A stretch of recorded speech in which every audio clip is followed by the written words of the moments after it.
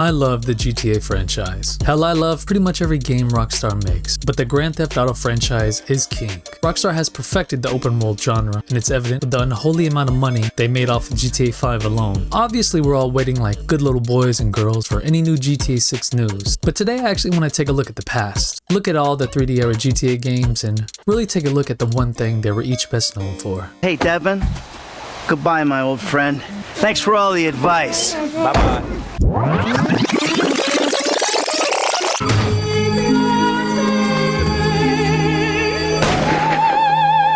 GTA 3 came out in 2001 and man, it really started it all. The first open world 3D GTA, something that we hadn't seen at that scale before. A compelling hook at the start of the game, classic tale of a robbery gone wrong and getting betrayed by your shorty. GTA 3 gave us the first taste of freedom and laid the groundwork and formula that every GTA has built on since. Freedom to run around an open world sandbox causing chaos until you get bored of running over homeless people and finally decide it's time to do a mission. Truly groundbreaking stuff. We had such a new level of freedom and GTA 3 gave us that. I see nothing but good things for you, my boy. Anything you want. You know what I'm gonna do? Something like this. And only a year later we would get Vice City, which is crazy to think, especially considering the 10+ year wait we have from GTA 5 to 6. Vice City did everything bigger. Bigger map, cars, boats, though you can't swim, which is weird. You really feel like you're in an 80s crime movie. You end up owning the Scarface mansion. But when I look back at Vice City, the main thing I think about is the music. I think Vice City might have one of, if not the best soundtrack for a GTA game. Legendary artists like Michael Jackson, Run DMC, Judas Priest, just to literally name a few. Laszlo Jones, the legendary in-game radio host, took a much larger role in Vice City and really had some great moments. What is the rock and roll lifestyle? A leather jacket, long hair, waking up with mystery bruises and a nasty itch? Vice City showed us how important a curated and tailored song playlist was for the vibe and setting of the game, and they really set a big standard with this one. Grove Street, home. Talk about bigger, San Andreas is probably the most diverse GTA map we've ever gotten to this day. We had the city of Los Santos, we had Las Venturas in the desert, and we had the city of San Fierro. The map was inconceivably huge at the time, and on top of that was so much to see and activities to do. But looking back, the one thing that really stands out in my mind is the RPG mechanics. San Andreas had RPG stats. You could get buffed by going to the gym or get fat by going to restaurants. The gym, my friend. You're letting yourself go. So you could learn your fighting styles, get proficient in guns to the point where you could dual wield. The amount of clothes options you had was really crazy. San Andreas really let you customize CJ the way you want, and we haven't really played a GTA with that level of customization since. Antonio, how wonderful to see you! I'm gonna keep it 100. I barely played this game. It's just never really spoke to me, and I was too poor to have a PSP as a kid, but besides that, Liberty City Stories looks fine. I mean, it was the first portable 3D GTA game, so I'm sure it makes it pretty nostalgic for a lot of people. The one thing I do know about the game is it's very mob-centric. Tony, our main character, is up to all kinds of mob shenanigans. Yeah, that's all I got. Let's move on to the next game. I've called a hit on you. It's really the only way, Antonio. What? Ma?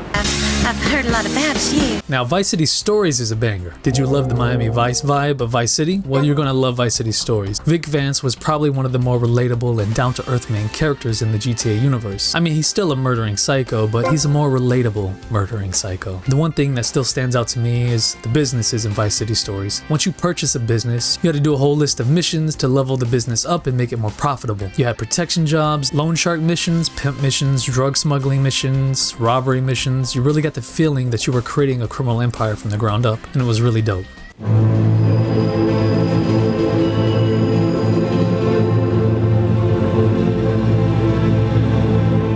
2008's GTA 4 was one of those games I feel like was underappreciated for its time. I think the focus being on telling a cohesive story and building an atmosphere unlike any GTA we've seen came with some drawbacks. Not being able to buy properties, businesses, and other things GTA fans have come to expect from Rockstar, but as time's passed and we've had GTA 5 to play for a decade, people have gone back and began to appreciate GTA 4 more and more. But if I had to think of one thing about GTA 4 that stands out to me other than the excellent story of Nico Bellic, it would have to be the vehicle handling. think. Love it or hate it, the more realistic approach to vehicles in GTA 4 was different. The cars had weight and would shift that weight in turns and crashes. Mastering the handbrake and racing around the city running from the cops was something I found special. Now, did I crash? Yes. Did I crash a lot? Most definitely. Did I get good at driving in GTA 4? Nope. But I had flashes of greatness. Sometimes when I would drift around the corner just right. The driving was heavily criticized back when GTA 4 released, but now I think, much like the game itself, people have come to appreciate it more and more. Remember, life is pain, brother, and through this brotherhood, we can give the pain the finger. If Liberty City Stories gave us a glimpse into the life of a mobster, The Lost and Damned gave us a look into the life of a motorcycle gang member. We followed the sad and brutal life of Johnny Blitz and his fellow gang members of the motorcycle club, The Lost and the Damned. Riding with your gang, hanging out at the drugged in clubhouse, Lost and the Damned really gave you an insight into the life of a biker gang. Backstabbing leader, drugged out girlfriend, dead friends. Man, Johnny sure did have a hard life. I hope it's all uphill from here. I think the Ballad of Gay Tony showed us how epic DLC could be. Popping bottles, throwing out drunk people, dancing in the club. The nightclub was an amazing time. Before we had bars and strip clubs, but in the Ballad of Gay Tony, we had a legit movie. Doing over the top missions for Tony and trying out new guns and vehicles was fun, but walking into the Masonette 9 and hearing the music booming was just an awesome feeling. The music, the lights, the dancing, the nightlife in the Ballad of Gay Tony was next level for its time, and it's something that was missing from GTA 5 single player. Little did we know we were in the golden era of GTA DLC. Yo, it's a manhunt. My mentality is militia. I mean, what else can you say? GTA never had a single player drug dealing mechanic before or since Chinatown Wars. Not even mentioning how underappreciated Chinatown Wars is and what an amazing feat putting the GTA 4 map on a DS is, but it gave us the most obvious mechanic a crime-focused game franchise should have, and it was really good. I sink a lot of my GTA Chinatown Wars playing time in dealing drugs, going to the meetups, running from the cops, watching my profits increase as I build my drug empire. Too bad there's just nothing to buy in Chinatown Wars. Why did I move here? I guess it was the weather.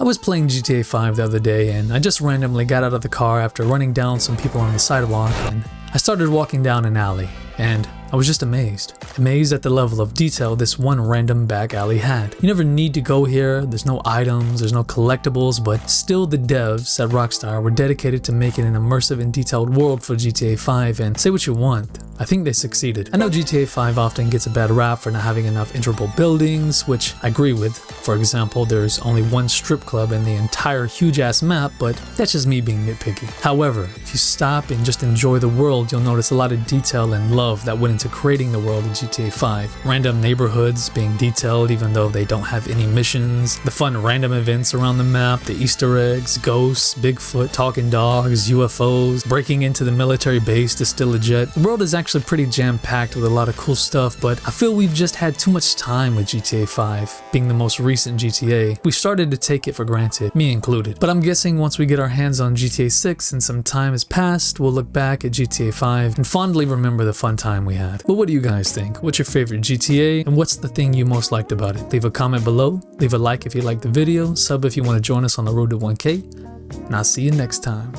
Peace.